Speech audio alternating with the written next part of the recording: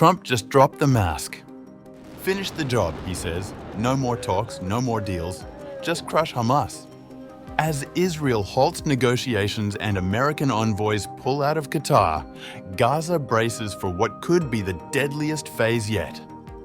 Meanwhile, Europe backs Palestinian statehood, and Britain's Starmer is on the fence.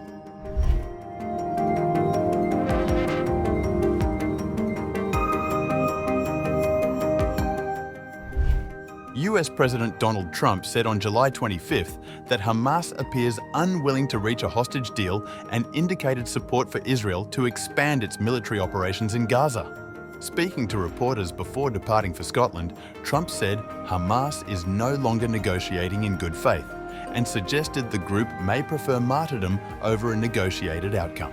The comments followed the decision by both the US and Israel to withdraw their negotiating teams from Doha, where proximity talks had been underway for nearly 3 weeks. Hamas didn't want to make a deal. Have you seen that photo?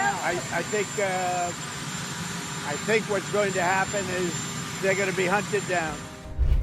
Trump also expressed skepticism about securing the release of the remaining 50 hostages, only 20 of whom are believed to be alive.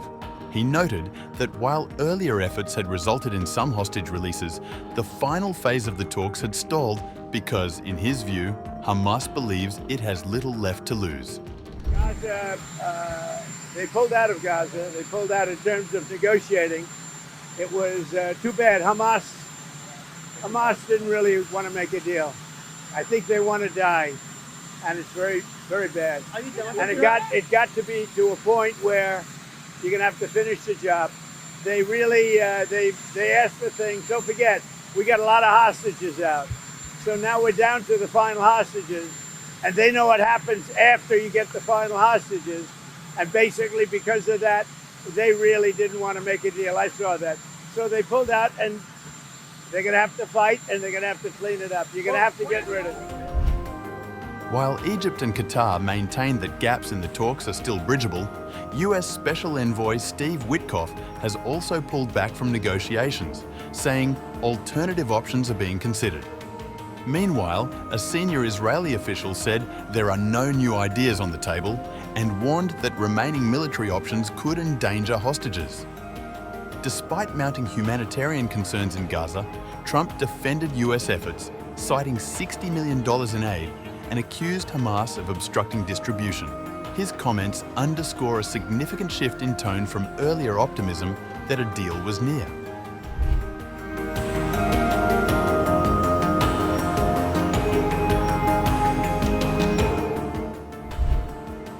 Meanwhile, Israeli Prime Minister Benjamin Netanyahu said his government is now weighing alternative options to ongoing ceasefire talks with Hamas.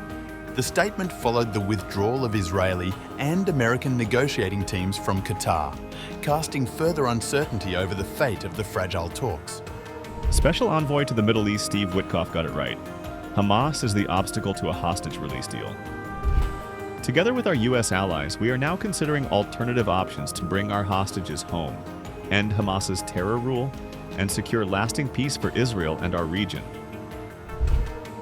According to Hamas officials, the delegations left Doha for consultations but are expected to return next week.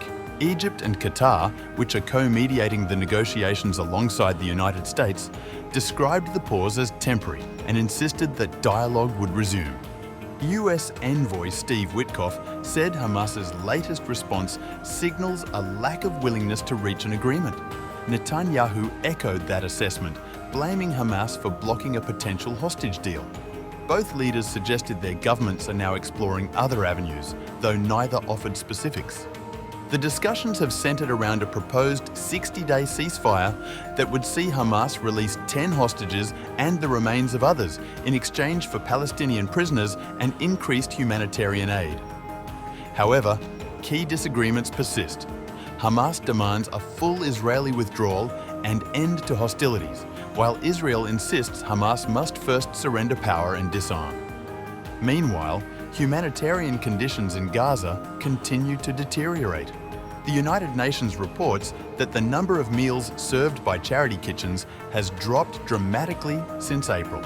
Jordan has requested approval to begin airdropping food and baby formula, while France has announced formal recognition of a Palestinian state, urging an immediate end to the war.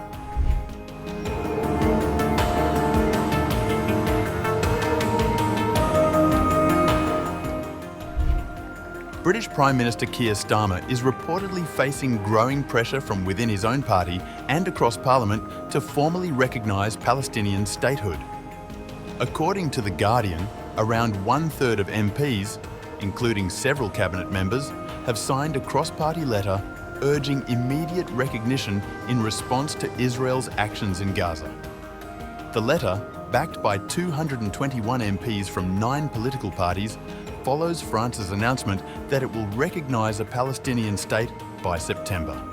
On July 25th, Starmer maintained that recognition should be tied to a broader regional framework rather than unilateral action, signalling hesitation amid growing domestic and international calls. The appalling scenes in Gaza are unrelenting. And I know the British people are sickened by what is happening. The images of starvation and desperation are utterly horrifying.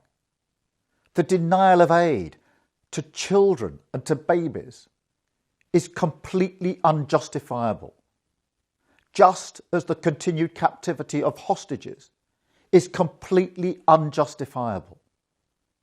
Hundreds of civilians have been killed while seeking aid, children killed whilst collecting water. It is a humanitarian catastrophe and it must end.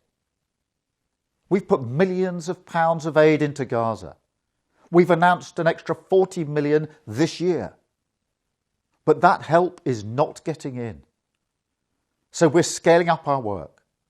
We are accelerating efforts to evacuate children from Gaza who need critical medical assistance, bringing them to the UK for specialist medical treatment. News that Israel will allow countries to airdrop aid into Gaza has come far too late. But we will do everything we can to get aid in via this route. We are already working urgently with the Jordanian authorities to get British aid onto planes and into Gaza. More broadly, alongside our closest allies, I am working on a pathway to peace in the region, focused on the practical solutions that will make a real difference to the lives of those who are suffering in this war.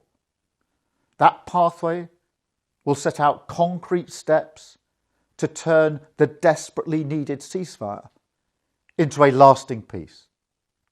Recognition of a Palestinian state has to be one of those steps.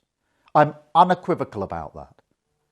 But it must be part of a wider plan which ultimately results in a two-state solution and lasting security for Palestinians and Israelis. That is the way to ensure that recognition is a tool of maximum impact to improve the lives of those who are suffering. And that must always be our ultimate goal. The fact that we've rebuilt the UK's standing on the world stage enables us to rally international action behind real, purposeful, practical solutions. That is what we've done with the Coalition of the Willing in support of Ukraine. And that is what must happen in the Middle East, building a new international coalition behind a plan to end the suffering, now and for the long term.